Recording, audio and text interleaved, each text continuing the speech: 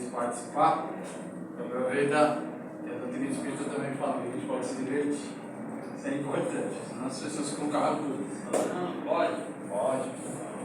Nesse momento a gente vai agradecer a Deus, porque todo momento é momento de louvar o Senhor, reconhecê-lo. Naquilo que é do homem, tem a marca de Deus. Naquilo que é da criação, lá está Deus, dentro de nós, fora de nós, em qualquer lugar. Que a gente aprenda a ter mentes de entender, olho de ver, ouvido de ouvir, boca de falar, coração de sentir e braços para trabalhar.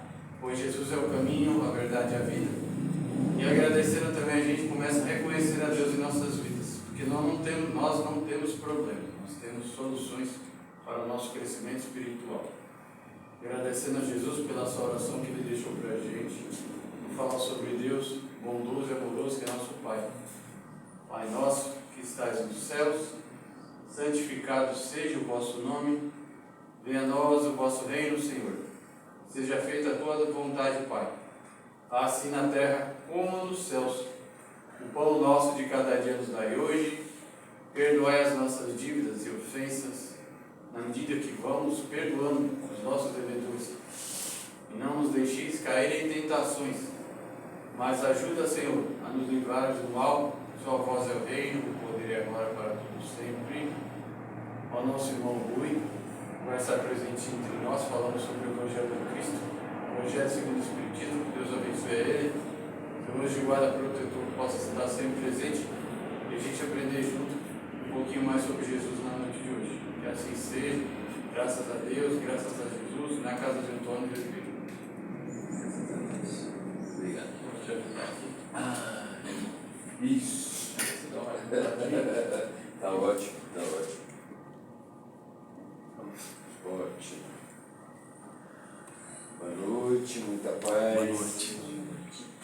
Que Jesus possa nos abençoar sempre. E que todos nós, na noite de hoje, possamos meditar sobre essa parte do Evangelho tão importante. Do capítulo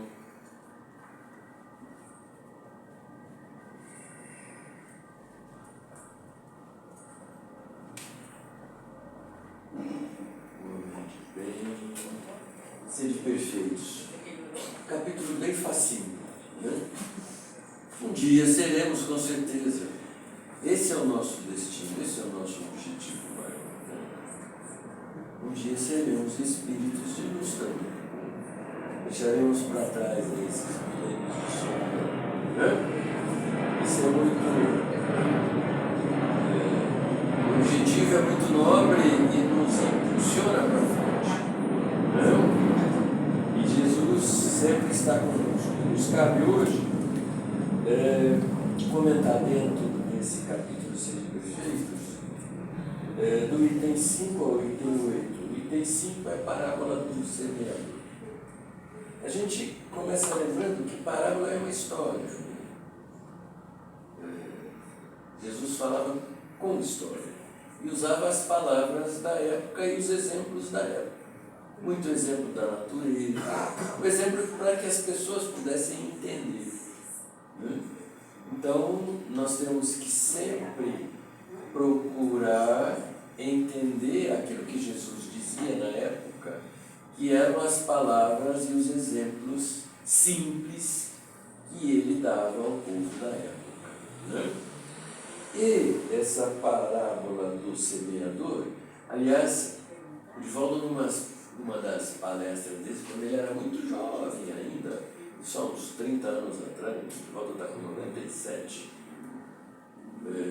eu ouvi uma palestra do Divaldo e ele dizia o seguinte, que ele foi, numa certa época, ele foi até Israel e quis visitar alguns lugares onde Jesus passou. E a gente sabe que a energia amorosa de Jesus é tão forte que por onde ele passou, ainda existe essa energia, a pessoa consegue sentir, né?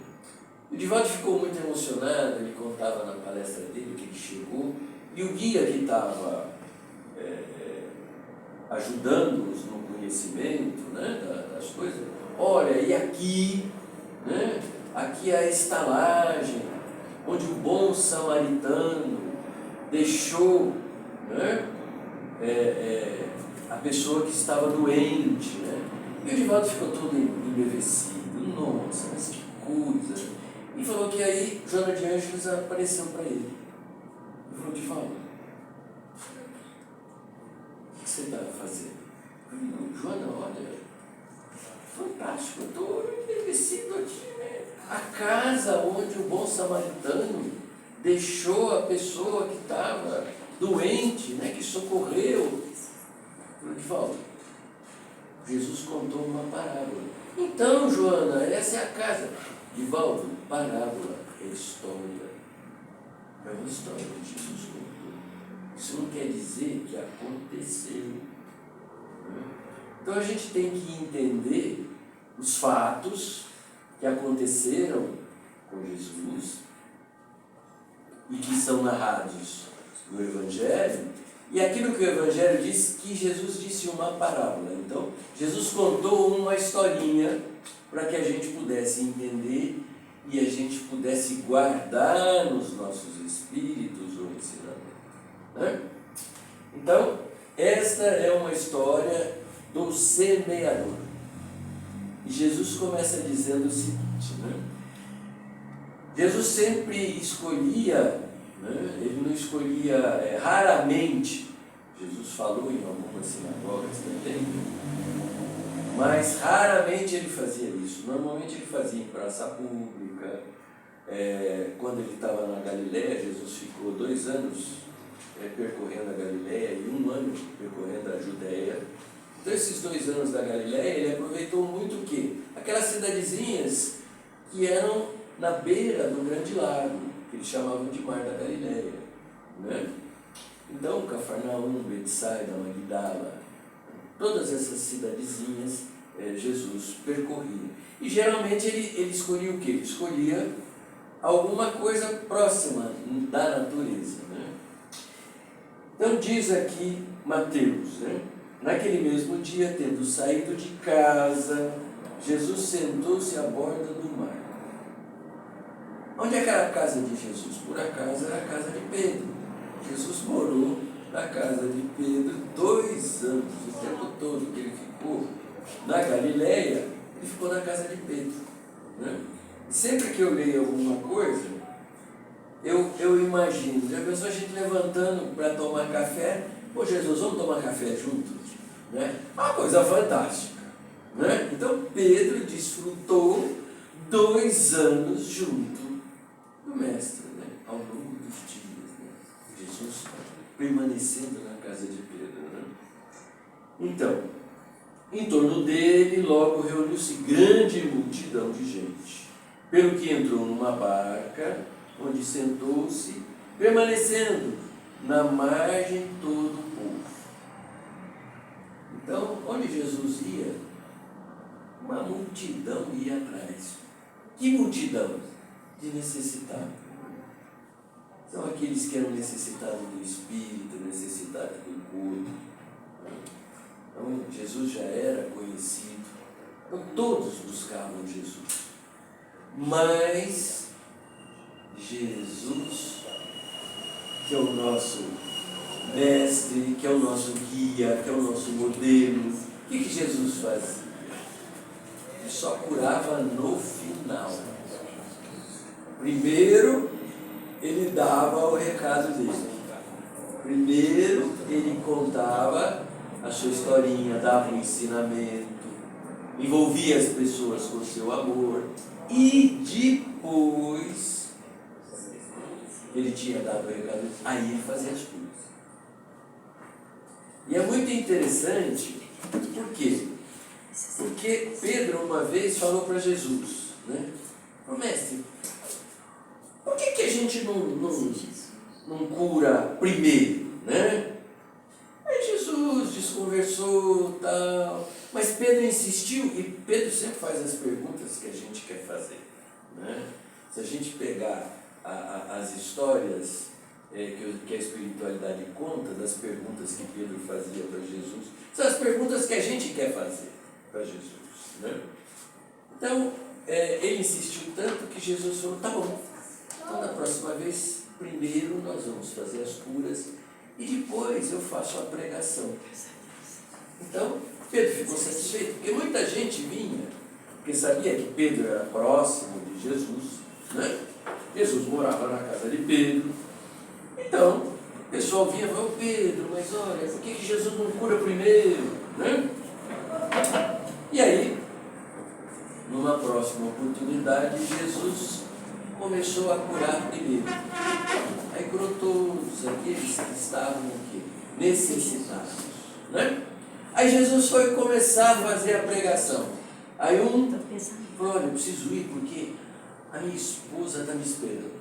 Aí o outro, não, eu tenho um compromisso. Não ficou nenhum. E Jesus já sabia disso, é claro. Né? Aí Pedro ficou com uma vergonha danada, e é claro, Jesus, né, jamais iria admoestar Pedro, mas, né, falou, tá vendo, Pedro?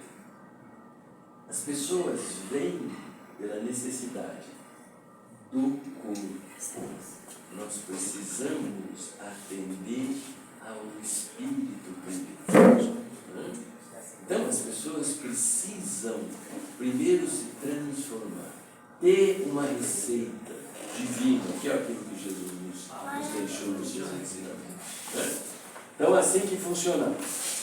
Então, permanecendo na margem todo o povo, disse então muitas coisas por parábolas. Então, Jesus contou muitas historinhas e Jesus ajudava as pessoas, né? Falando-lhes assim. E aí Jesus começa a falar sobre a historinha do semeador.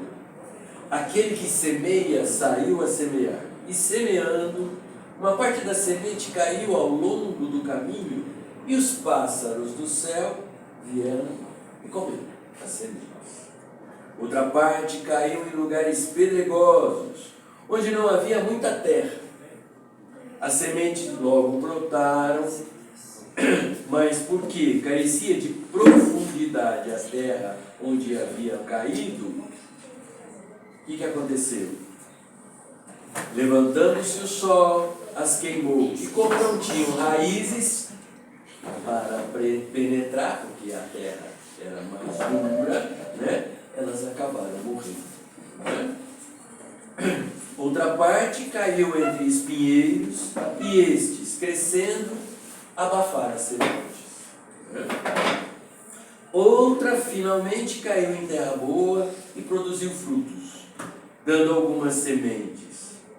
A gente precisa bem se ater em algumas particularidades das historinhas que Jesus conta, né? E algumas sementes, né? Dando algumas sementes, 100 por um, outras 60 e outras 30. Ouça quem tem ouvidos de ouvir. E aí Jesus fazia suas curas e se retirava. Chegando depois, se encontrando com os apóstolos questionaram Jesus. Isso era muito normal. Depois dos encontros que Jesus tinha, ele fazia uma espécie de tertúlia com os apóstolos. Você estava todo mundo em volta de Jesus e eles começavam, mestre, eu não entendi, o que quer dizer, o que você quis dizer com aquilo? Né? Por que isso? O que significa? E essa é uma das poucas historinhas, é uma das poucas parábolas que Jesus explica bem para os apóstolos. E Mateus redige, né? Escutai, pois, vós outros a parábola do semeador. Quem quer que escuta a palavra do reino e não lhe dá atenção, vem o espírito maligno e tira o que lhe fora semeado no coração. Esse é o que recebeu a semente ao longo do caminho.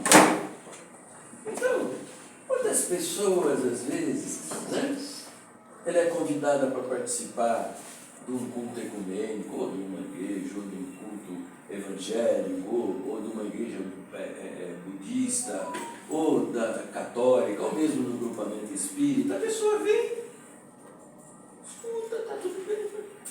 Aquilo não tocou o coração da pessoa. Ela ainda não está o quê? Ela não acordou ainda para a realidade maior da vida. Né? Então esses são aqueles que as sementes são jogadas, caem pelo caminho, como Jesus diz, vem o pássaro embora. O problema que a gente tem que entender também é que ninguém deixa de receber a semente. Isso aqui é importante. Por quê? Porque eu posso alegar amanhã, mas ninguém me deu a semente. Eu não sabia. Poxa vida, eu fui esquecido. Ninguém foi esquecido por Jesus. Ninguém. Então, todos, em todas as religiões, os ateus, todos nós, de alguma maneira, a semente chega até nós. Nós é que decidimos não aceitar a semente. Simples assim. Né? E aí continua. Aquele que recebe a semente em meio das pedras é o que escuta a palavra e que a recebe com alegria no primeiro momento. Então, é aquela alegria de quem às vezes está com uma necessidade, né? Está com um problema, e aí vai num grupamento espírita, vai numa igreja católica, e o sujeito vai lá, fala com o padre fulano, ou num grupamento espírita, fala com a dona fulana, com o seu fulano, ele vai ajudar, quer dizer, num ambiente religioso, e ele vai e vê e fica numa alegria, numa empolgação enorme. Né? Puxa, mas descobri o meu caminho. Só que a coisa não dura. Né? Por que não dura? Jesus explica por que não dura. Né? Mas não tendo nele raízes, né? Fica só na superfície.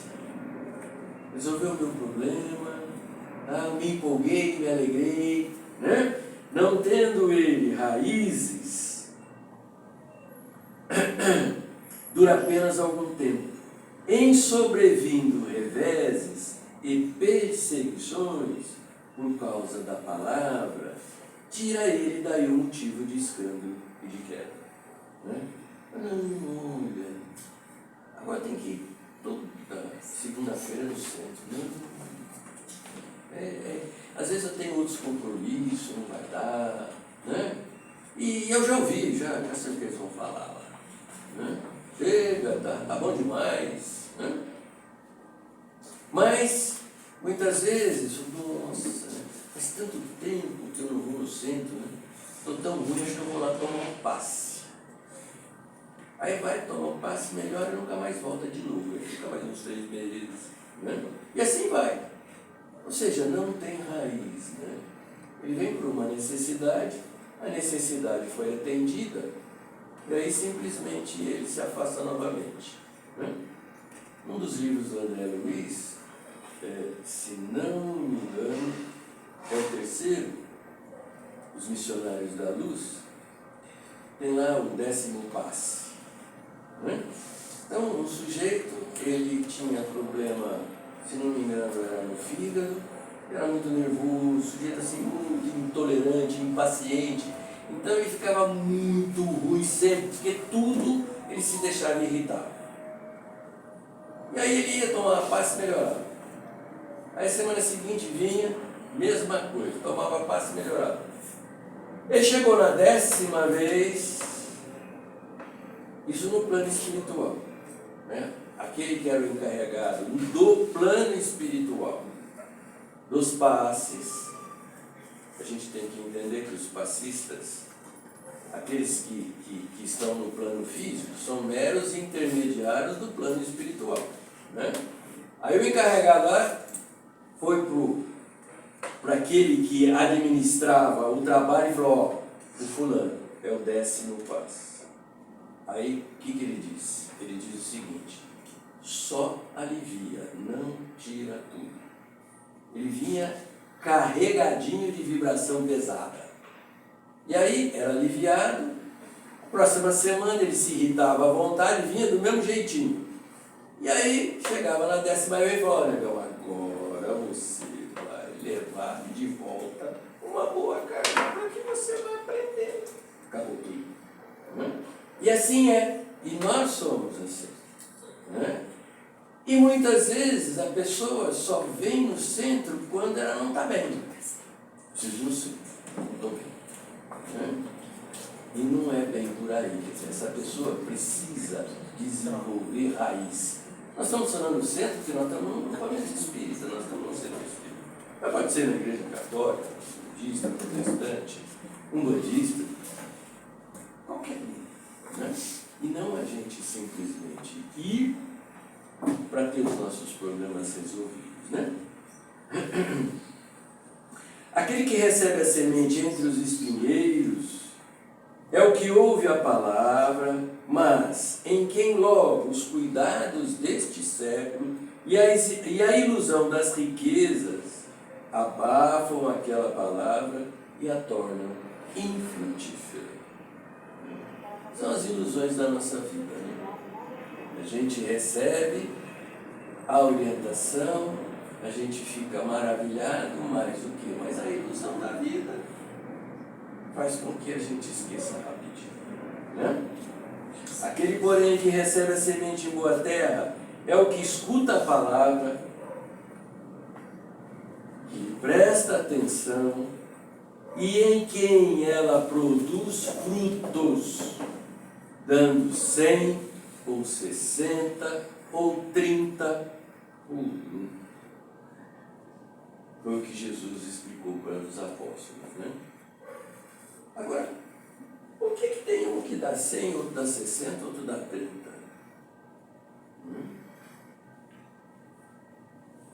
Cada um de nós, de acordo com a nossa capacidade. Jesus, ele fixa muito bem isso, inclusive na parábola dos talentos. Um recebeu 3, outro 2, aliás, um recebeu 5, outro 2 e outro 1. E diz assim: de acordo com a sua capacidade. Então não vamos dar 5 para quem tem capacidade de administrar 1. Não vamos dar 1 para quem tem capacidade de administrar 5. Aqui é a mesma coisa. Alguns, todos, ouvem a palavra, sentem a palavra, são convidados o que a alavancar a sua vontade em se transformar. Não transformar a minha mulher, não transformar o meu marido, não transformar o meu filho, mas primeiro me transformar. E com o meu exemplo de esforço, nessa minha transformação, ajudar aqueles que estão à minha volta. E de acordo com a minha capacidade, então eu vou começar o quê? Eu vou começar a me transformar e vou começar a trabalhar. Todos nós somos convidados ao trabalho.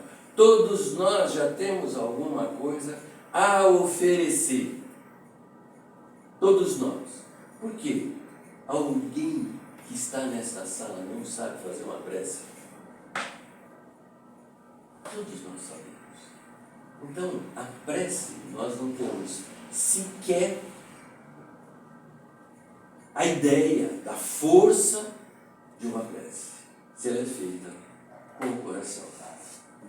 Então, nós podemos trabalhar sim, alguns mais, porque estão mais à frente, outros menos, mas todos nós podemos trabalhar. E Jesus não quer que se eu consigo dar 10, ele vai me pedir 20. Ele vai me pedir 10. É isso que ele está dizendo. Uns 100, uma semente 100, uma semente 60, outra semente 30, de acordo com aquilo que eu posso oferecer. Né? Então, aqui, Kardec faz um comentário nesse item 5, que depois transforma-se no item 6, ele faz uma comparação dessas sementes a nós espíritas. Ninguém, nenhuma religião nos dá tanto conhecimento como a doutrina espírita. Conhecimento. Se dá conhecimento, dá responsabilidade. Por quê? Porque é o próprio mestre que diz: aquele que mais recebe, deverá dar mais. Então, nós temos responsabilidade. Eu tenho um dos meus genros que diz o seguinte: eu não sabia nada disso, mas agora o senhor me falou, agora como é que eu faço? Não faz, filho, você tem que ir, agora você já sabe. Não adianta alegar, eu não sabia, agora nós já sabemos. Ah, ninguém me avisou. Não, nós já sabemos. A doutrina nos esclarece. Então, isso nós temos que entender. Né? Eu posso ser, à vista de muitos, o melhor trabalhador de uma casa espírita, mas se eu não me transformar, não está adiantando para mim. Ao contrário, eu estou me complicando. Por quê? Porque eu estou dentro de uma casa espírita. Eu estou participando dos trabalhos. Eu tenho que me esforçar para me transformar numa pessoa melhor. Então e uma das coisas que a gente tem que entender, quem é o semeador? O semeador é Jesus. Ele não deixou para ninguém, veio ele semear. Ele que jogou a semente para todos, para os fariseus, para os doutores da lei, para os escribas, para os saduceus, para o povo, para os romanos, para os poderosos, para os injustiçados. Não esqueceu ninguém. Jogou, semeou. Cada um fez com a semente aquilo que queria.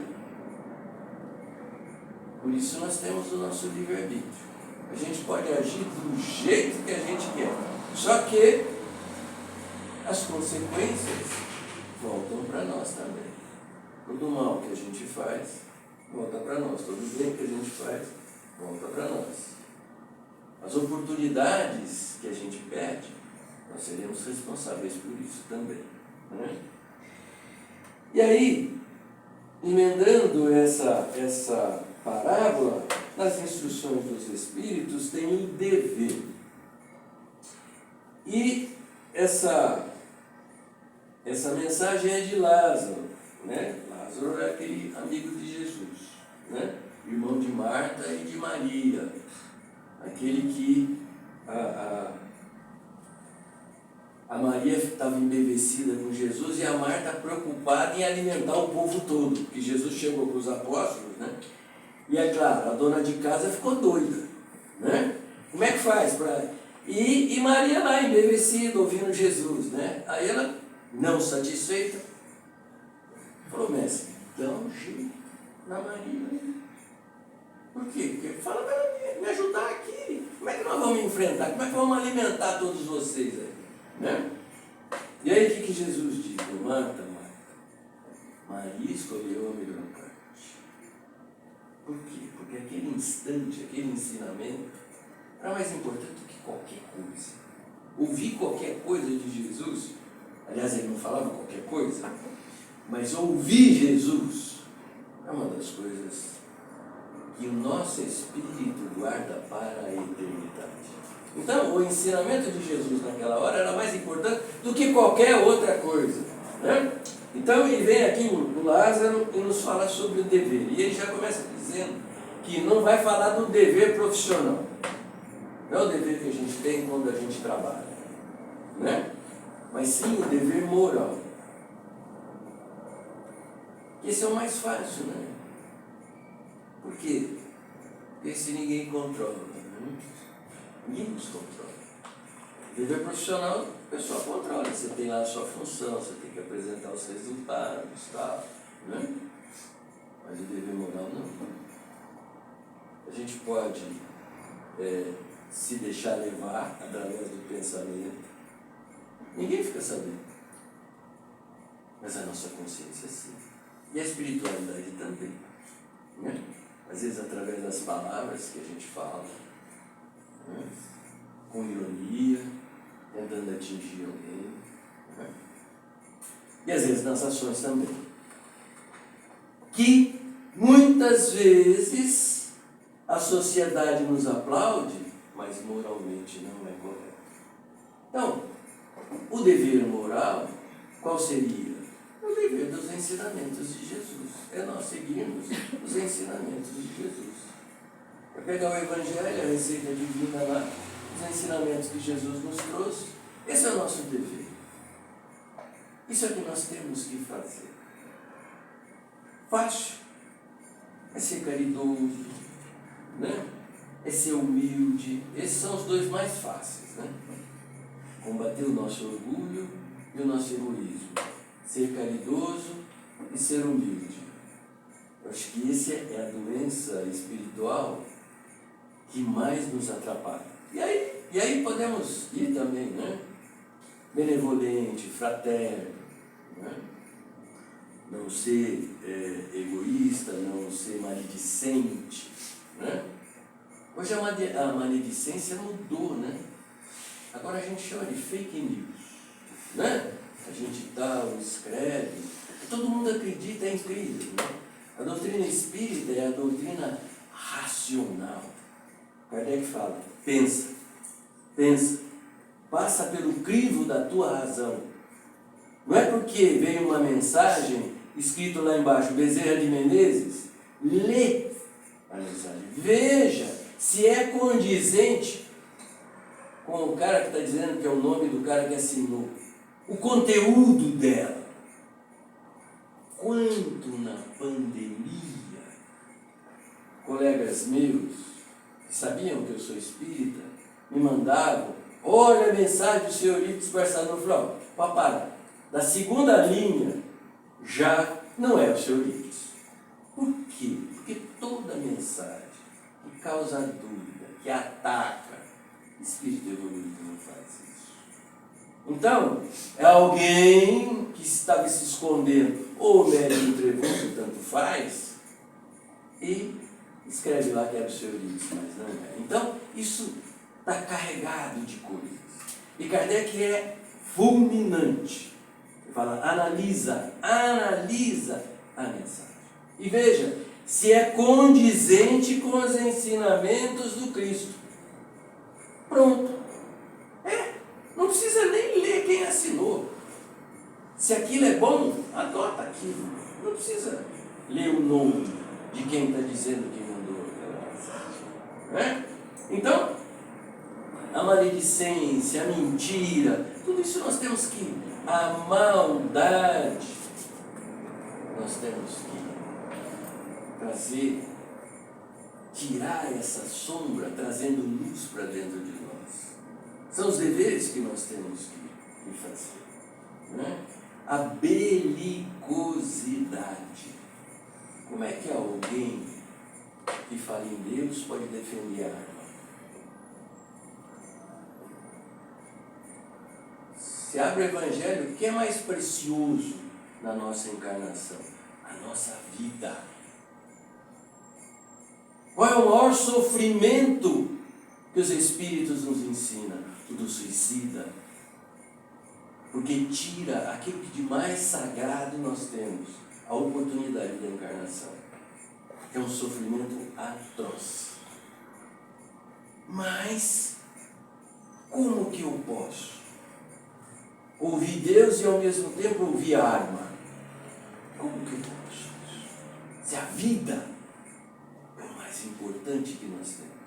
Então são coisas que nós temos que raciocinar e que Kardec nos pede para que a gente passe pelo crivo da nossa razão. Eu tenho alguns colegas que, apesar de eu falar algumas coisas, eu falei, olha, eu estou adotando a postura que o Divaldo adotou há 10 anos atrás. Também, numa das outras palestras que eu assisti do Divaldo, ele dizia o seguinte: eu adotei a postura de parede e ponte. Parede para as coisas ruins. Então, toda coisa que chega para mim que é ruim, parede. Morre em mim. Não vai para frente. Toda coisa que é boa, que chega em mim, ponte. Eu posso passar para outras pessoas. E eu falei para alguns amigos meus, eu acho que eles não entenderam, porque continua do mesmo jeito. Mandando as mesmas mensagens, eu vou, tudo bem. Eu vou apagando, vou deletando. Por quê? Porque a pessoa ela não raciocina mais. Ela não consegue discernir as coisas. E todos nós sabemos o que é mal e o que é ruim. É só se colocar no outro, no lugar do outro. Troca. Fala, você gostaria disso? Se você gostaria, tudo bem. Não gostaria? Então não faça para ninguém. Jesus também já nos orientou sobre isso há 2000 anos atrás. E Lázaro vem dizendo exatamente isso, né? O nosso dever é exatamente onde ele termina, onde eu posso ofender alguém. Então, dali para frente eu não vou. E para mim é a mesma coisa, né? A nossa obrigação como espíritas, como pessoas mais esclarecidas, não mais evoluídas, de jeito nenhum, mas mais esclarecidas, e isso nós somos, nós precisamos colaborar. Com quem? Com o modelo e guia, que é Jesus. Então, nós temos o dever de desenvolver em nós as nossas o quê? O próximo item, que são as virtudes. Né? O que são as virtudes? São as nossas qualidades que infelizmente a gente tem pouca. A gente tem muito defeito, pouca qualidade, né? Pouca virtude. Mas é o processo, é esse processo de aprendizado, esse processo de cair, levantar e interferir no processo e não deixar que a vida nos leve. E se eu falo para os meus filhos, embora eu sempre fale para eles, né? Olha, o pai deixou a vida levar, por quê? Porque eu trabalhava 14 horas por dia, então não tinha tempo para nada. Então, simplesmente, a hora que eu olhei, falei, nossa, como é que eu faço para recuperar? Não, o tempo não se recupera. Você pode aproveitar a próxima melhor, mas o que passou, passou. Não dá para correr atrás do tempo perdido, está perdido. Então, o que eu digo a eles é o seguinte: coloque freios, coloque balizas, para que você não deixe a vida te levar.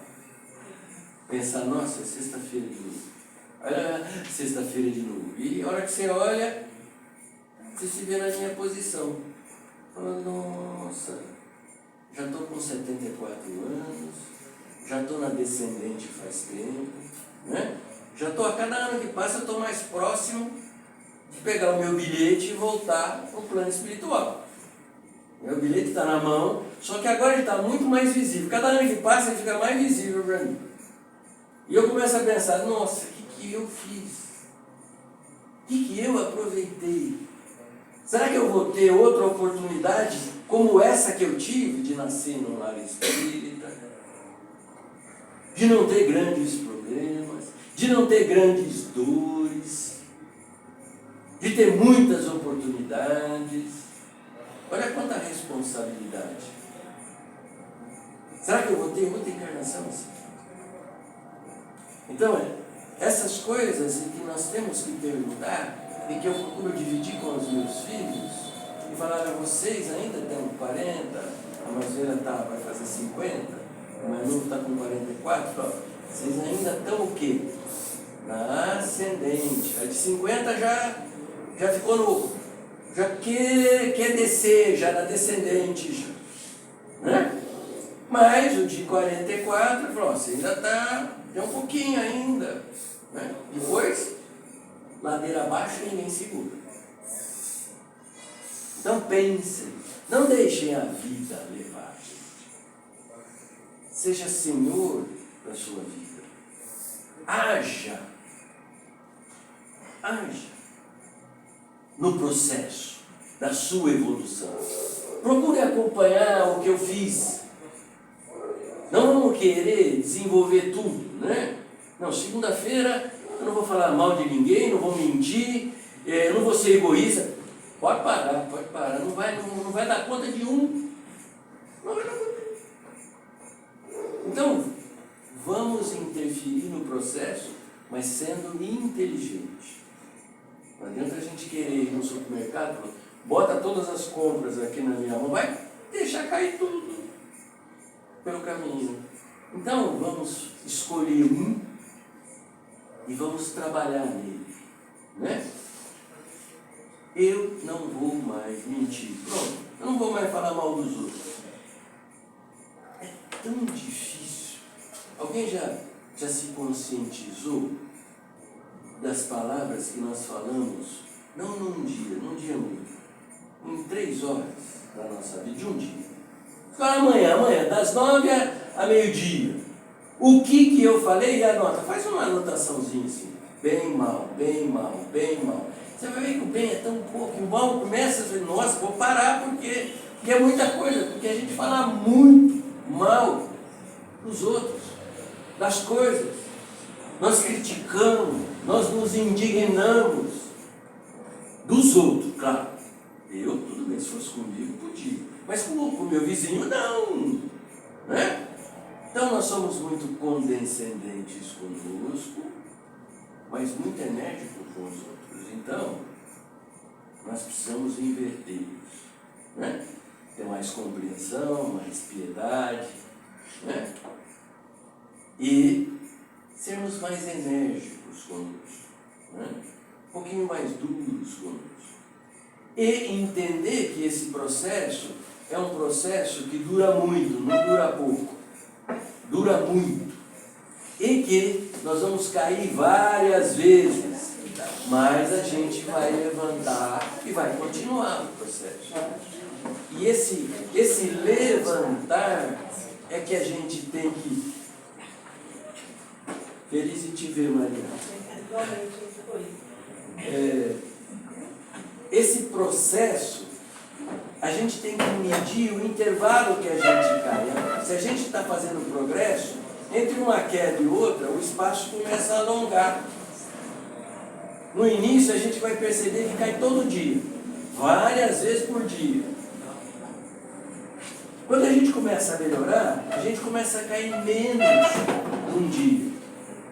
Aí a gente começa a cair um dia sim, um dia não. E aí a gente percebe o quê? Que a gente está melhorando. E esse é o sentido da coisa. E nunca esquecer o processo da prece. Que, aliás, abrindo um parêntese, né? Nós estamos passando, o planeta está passando por uma situação tão difícil, que, principalmente para nós espíritas, a gente, com essa responsabilidade que a gente tem, e sabedores que somos, que Jesus conta com aqueles que mais sabem, cada um de nós deve escolher uma hora que acha que é melhor, qualquer hora, e fazer uma prece em favor da paz no nosso planeta. Eu faço às 6 horas. Por que às 6 horas? Porque às 6 horas é a hora do Ângelus. Tem uma pá de gente que às 6 horas faz oração a Maria. Então, vamos juntar as nossas vibrações às 6 horas. Então, eu pelo menos faço isso, né? E eu não esqueço por quê? Porque eu moro a um quarteirão de uma igreja. Então, 6 horas é bem, lá prece, pronto. Daí, já arranjei. Por quê? Porque eu esqueço só tudo. A minha mulher fala assim, você não se lembra? Eu falo assim, eu não esqueço, porque eu não me lembro. Então, eu não tenho problema. Né? Ela hoje falou comigo, eu vim para a casa do meu filho, eu moro na Zona Sul. Então, para não chegar atrasado, eu venho para a Zona Norte, que meu filho mora aqui, e fico até 7h30, saio da casa dele, e chego aqui tranquilo, sem nenhum estresse. Né? E o sogro dele toma o mesmo remédio do coração que eu tomo.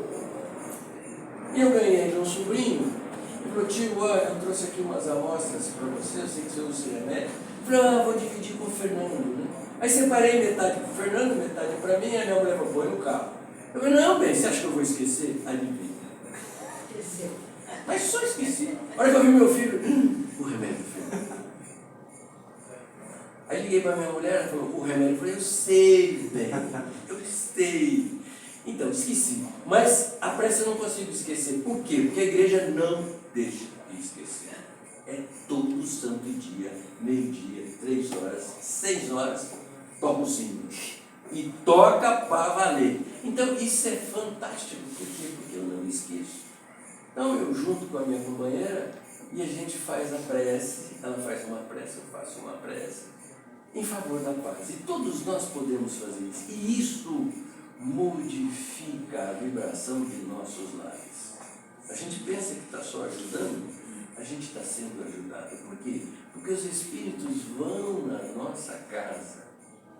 Se a gente começa a fazer isso sempre, eles vão até a nossa casa recolher essas nossas vibrações, ajudar a tantos nossos irmãos que estão desencarnando totalmente desequilibrados e as nossas vibrações vão ajudá-los. A espiritualidade utiliza as nossas energias para ajudá-los, né? E para modificar o ambiente que está tão pesado para todos nós, né?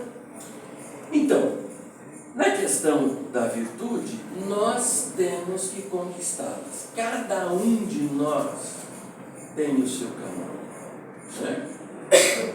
O que o Evangelho nos ensina está lá em Santo Agostinho, né? Se não me engano é nesse próprio capítulo. Ele diz que todo dia, né? O que ele fazia?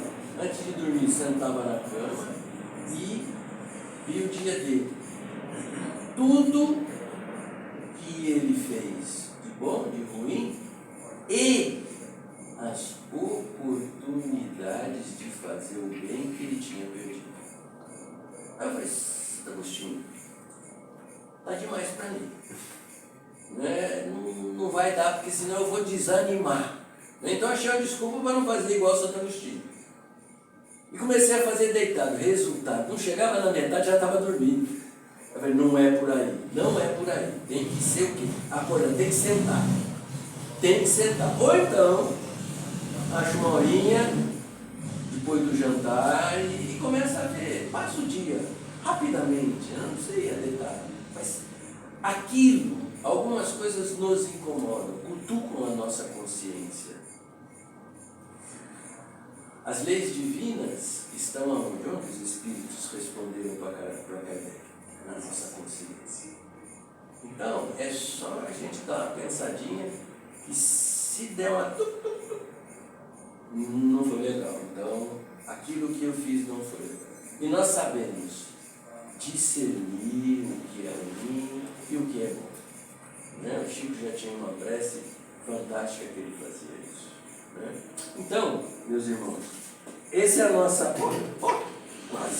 Quase. Isso é o que eu gostaria de ter dividido com vocês. Essa lição me ajudou bastante, porque sempre relembra, né, para aquele que fala é o que mais necessita. Né? Podem acreditar mesmo. Né? Por quê? Porque a gente tem que se colocar na lição e ver como é que nós estamos indo, né, neste quesito. Né? Então, assim, se alguém tem alguma pergunta, pode fazer. Se eu não souber responder, fica para o mês que vem. Eu vou no Google, no santo Google, né? Agora, a minha filha fez um aneurisma, né? E ela operou, graças a Deus foi tudo bem. E aí ela foi no Google, filha, pelo amor de Deus, pergunta para o médico, não vai no Google. Meu doutor Google, ele tem algumas coisas boas, mas tem algumas coisas muito ruins, não vai por aí, né? Então, mas se alguém fizer uma pergunta, eu não sei responder, vamos no Google. Rui, deixa eu te perguntar uma coisa.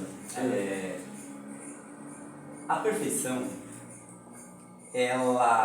você acha que ela é, nesse mundo, um tanto quanto utópica, em termos de ser algo mais idealizado?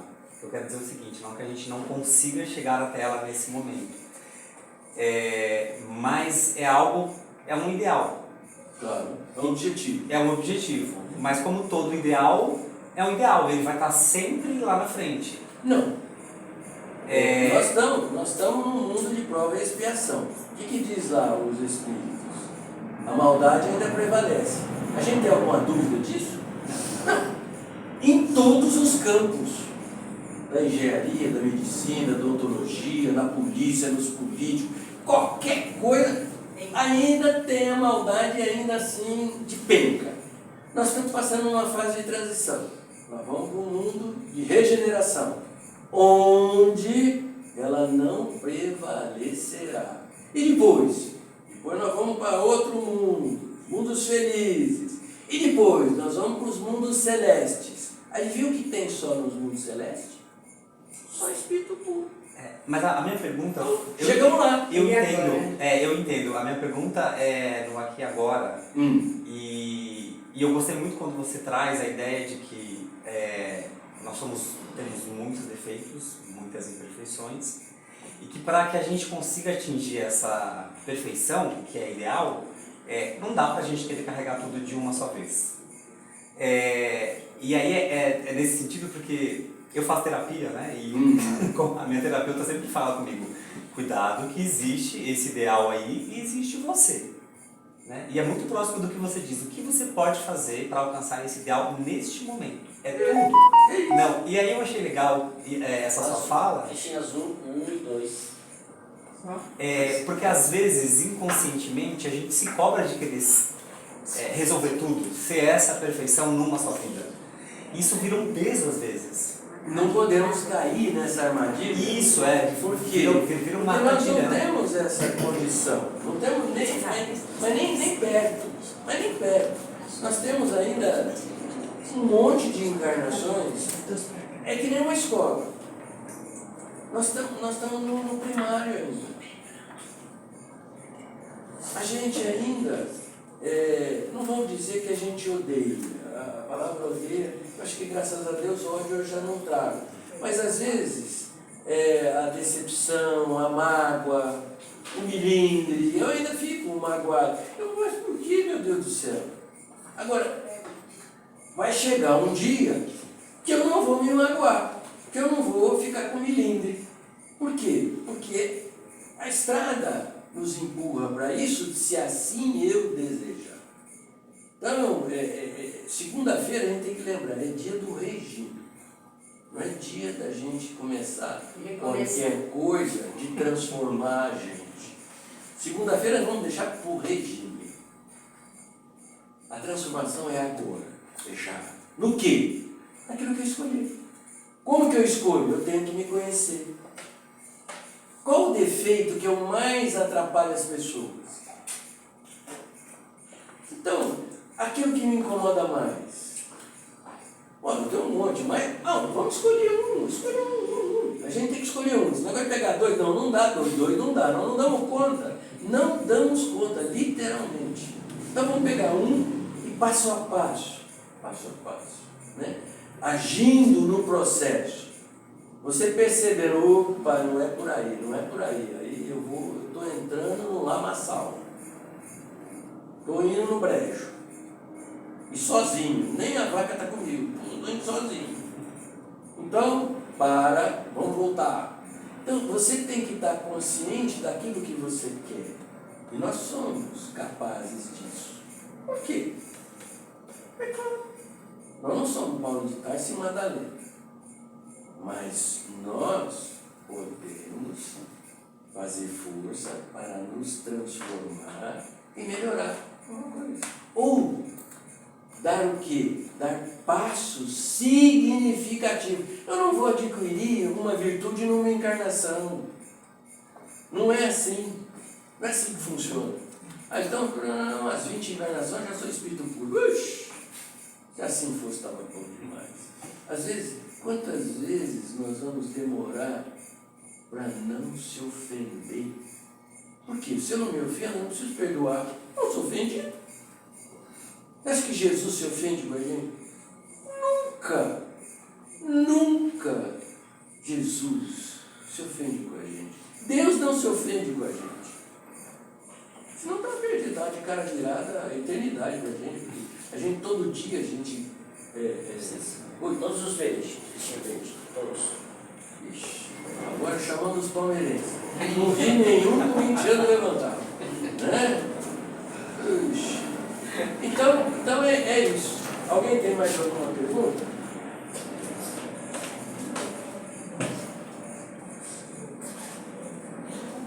Então tá bom. Eu agradeço muito a oportunidade e que Jesus possa nos dar força para a gente ir nos transformando aos pouquinhos, né? E conquistando as virtudes que nós precisamos conquistar. É isso que a gente precisa, né?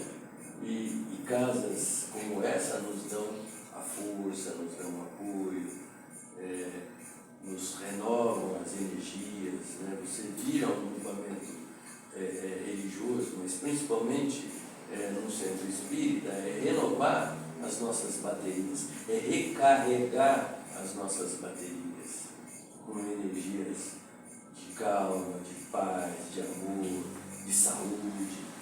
A gente nem imagina o que os espíritos fazem pela gente, né? Não só nos grupamentos espíritas, mas em todos os grupamentos religiosos. Tá? Muita paz.